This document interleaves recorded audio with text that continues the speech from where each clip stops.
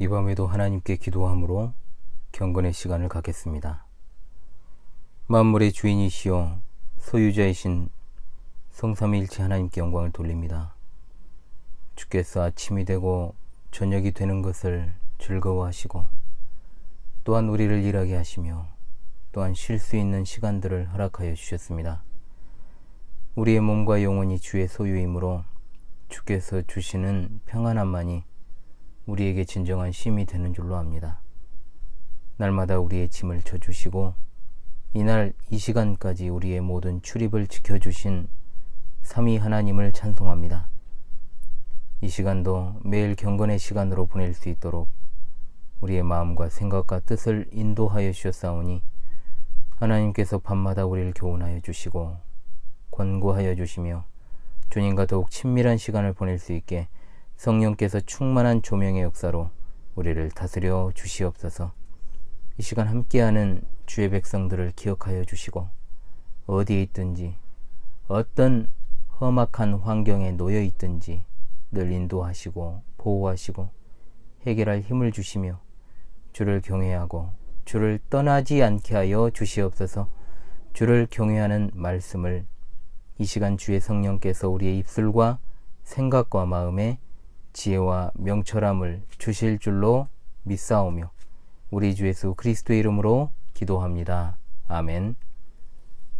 새 찬송가 296장 오늘 3절 두 번 함께 부르겠습니다. 296장 3절입니다. 하나님의 크신 경륜 우리 삶을 주관하고 선한 뜻을 이루시려 연단하여 주시오니 하나님의 크신 지혜 어찌 능히 헤아리며 하나님의 깊은 지혜 어찌 능히 깨달을까.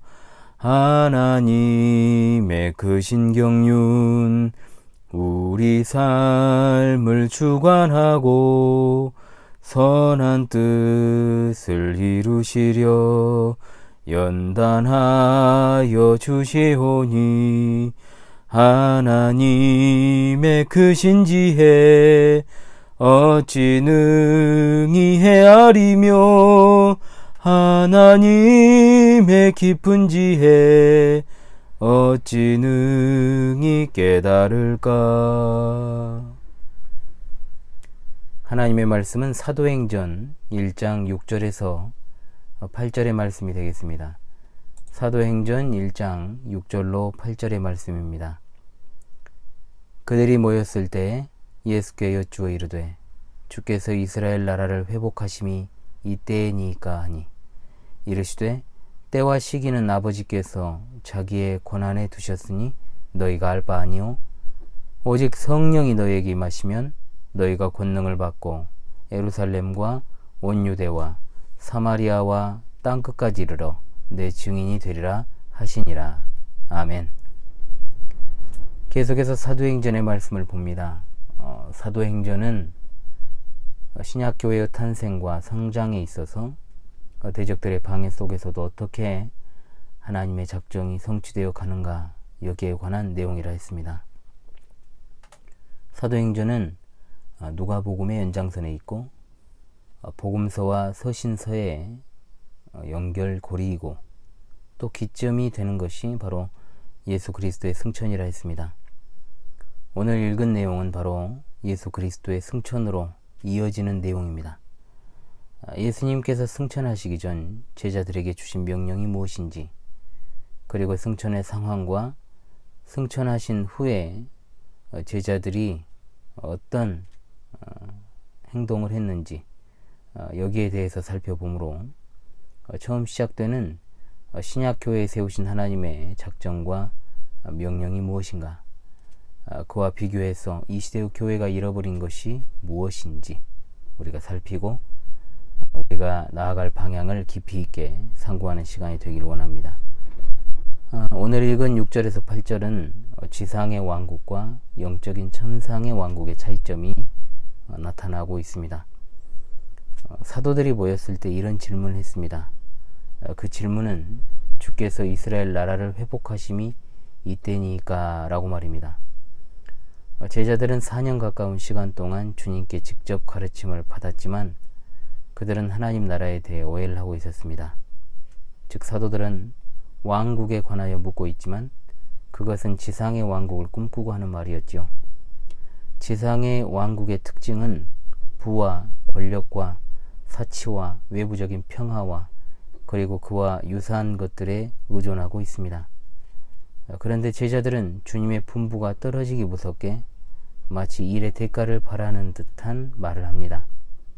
그들이 기대하고 바랐던 것은 이스라엘이라는 나라가 정치적으로 독립하여 그들이 독립된 왕국에서 각자 나름의 역할을 수행하기를 바랐던 것입니다. 물론 그들은 구약의 선지자들의 예언을 알고 있던 사람들입니다만 예수님의 부활로 인해서 그들의 꿈이 다시금 살아나게 된 것입니다. 이런 그들의 생각을 아시는 주님은 그래도 제자들을 사랑하시며 책망하지 않으시고 그들에게 주님이 성령으로 세례를 받으라고 말씀하십니다. 성령으로 그들이 세례받아 충만해지기 전에는 그들에게 있어 하나님 나라의 개념은 지상 왕국의 개념을 벗어나지 못할 것입니다. 오늘날 강단에서 목사가 성도들에게 하나님 나라 백성으로 누리는 삶을 살아가라고 하면 성도들은 겉으로는 아멘을 해도 지금 현실이 당장 어렵고 힘들면 그런 말이 귀에 잘 들어오지 않습니다. 어서 속히 이 상황이 해결되기만을 기다릴 것이고 그 외에 다른 것은 크게 안중이 없습니다. 얼마나 끊임없이 우리들은 이 지상에서 물질의 문제로, 자녀의 문제로, 사업의 문제로, 직장의 문제를 비롯한 여러 문제로 심려하고 아파합니까?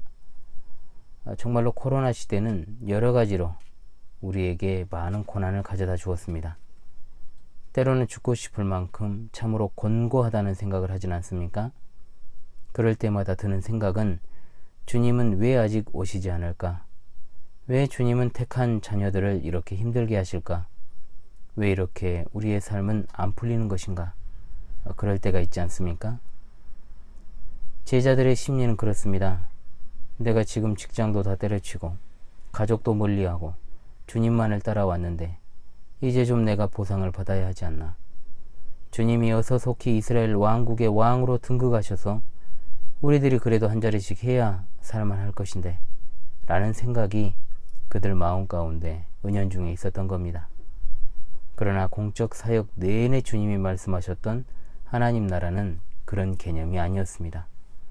그런 제자들에게 이렇게 말씀하십니다. 이르시되 때와 시기는 아버지께서 자기의 권한에 두셨으니 너희가 알 바 아니오 라고 말입니다. 제자들의 이해는 분명 잘못된 것이었지만 그 때를 알려고 하는 것도 주제넘은 행동이었습니다. 성도의 태도는 주께서 가르쳐 주기를 원하시는 것은 재빨리 배우는 것이고 알리지 않고 숨겨두기 원하시는 일들은 알리하지 말고 그대로 두는 것이 지혜로운 길이라는 데 있습니다. 이것이 바로 성경이 가라하는 곳까지 가고 멈추라고 하는 데서 멈추는 자세입니다. 때와 기한은 아버지의 고난으로 정해진 것이요 제자들의 고난 받기였습니다. 오직 제자들이 염려하고 열중해하는 문제는 바로 8절의 말씀입니다. 오직입니다. 오직이라는 말씀에 집중하시기 바랍니다. 이 9절의 말씀은 예수님께서 승천하시기 전에 마지막으로 기록된 말씀입니다.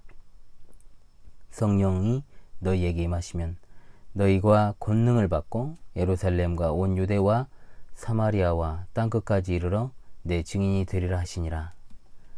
5절의 성령 세례와 성령이 임하시면이라는 말이 연결이 되고 있죠. 성령님은 신약교회가 탄생할 때 갑작스럽게 생겨나신 분이 아니라 영원 전부터 계신 하나님이시며 구약의 성도들에게 있어 특정하게 부어졌던 분이시고 신약의 신자들에게 있어서는 모두에게 임하게 되신 분입니다. 여기에 지명들이 등장하죠. 먼저는 예루살렘, 그리고 온 유대, 사마리아, 땅끝이라고 나오는데 이 순서대로 사도행전이 진행되는 것을 알 수 있습니다. 그리고 복음은 온 세계로 확장이 됩니다. 시청자 여러분께서 주목해야 될 단어는 증인인데, 이것은 단순하게 누군가를 변호하는 증인 정도가 아니라 영어의 순교자라는 말이 증인이라는 헬라어에서 나왔음을 기억하십시오. 즉, 이 증인은 순교적 자세를 취하는 증인입니다. 마지막 시대의 순교적 신앙을 가지고 그 사명을 감당하는 것이 마지막 때 교회와 성도의 자세입니다. 신앙의 절개를 지키기 위해서는 때로 목숨을 걸어야 하는 때도 있습니다. 순교적 자세를 가지고 사도들은 보고 들은 것을 증거해야 했고, 또한 오늘을 살아가는 우리도 사도들로부터 가르침 받은 전통을 지키기 위해 순교적 자세를 가지고 하나님의 말씀을 사모하고 또한 증거해야 할 줄로 압니다. 그냥 증인이 아니라 내 증인이라고 하지 않았습니까? 얼마나 이것이 영광스럽습니까? 예수 그리스도를 위한 모든 것을 증거하는 증인이 되리라. 그 기초 위에 서 있는 본 교회도, 그리고 몸은 떨어져 있지만 어디에 계시든지 예수 그리스도를 위한 모든 것을 증거하는 증인들 되시기 바랍니다. 우리도 또한 하나님 나라의 확장을 위해서 주님의 몸된 교회로 모이게 하셨는데, 우리의 삶의 문제와 당장 현실의 문제에 매여 정작 증인의 사명을 하지 못한다면 얼마나 부끄럽고 안타까운 일입니까? 육에 매여 육적인 생각으로 삶을 낭비하지 말고 성령의 메인바 되어 하나님 나라의 증인의 사명을 감당하는 여러분 될 수 있기를 간절히 소망합니다. 코로나 시대에도 우리의 사명은 변하지 않습니다. 단지 이제는 방향성에 있어 이 시대는 바른 신앙을 전파하는 일에 힘써야 할 줄로 믿습니다. 기도합니다. 오늘도 우리와 변함없이 함께해 주신 하나님, 우리를 복음의 증인으로 삼아주시고 그리스도의 몸된 교회에 속하게 하신 은혜를 감사합니다. 우리 삶의 목적이 분명합니다. 성령의 인도하심 따라서 예수 그리스도의 복음을 들고 왜곡된 복음과 바르지 않은 신앙 노선에 있는 이들을 힘껏 바른 길로 인도하는 사명을 감당하도록 혼탁한 시대지만 우리에게 담대한 마음과 능력을 허락하여 주시옵소서. 하나님, 오늘도 우리로 평안히 눕고 자게 하시며 우리로 안전하게 거하게 하신 줄로 압니다. 이 시간도 변함없이 우리 영을 주의 손에 부탁하오니 침상에서 깊이 잠들 때에도 우리의 귀를 열어주시고 혼탁한 세상 속에서도 마음으로 늘 주님과 교통하게 하여 주옵소서. 침상에서도 주를 기억하며 밤중에 주를 바라보며 또한 하나님 생각하는 일들이 더 많아지게 하시고 영광 중에 즐거워하고 침상에서도 늘 기쁨으로 노래하는 일들이 많아지게 하옵소서. 우리 믿음의 선진들처럼 죽기까지 신실함을 잃지 않고 신앙의 정절을 지키게 하소서. 우리 주 예수 그리스도의 이름으로 기도합니다. 아멘.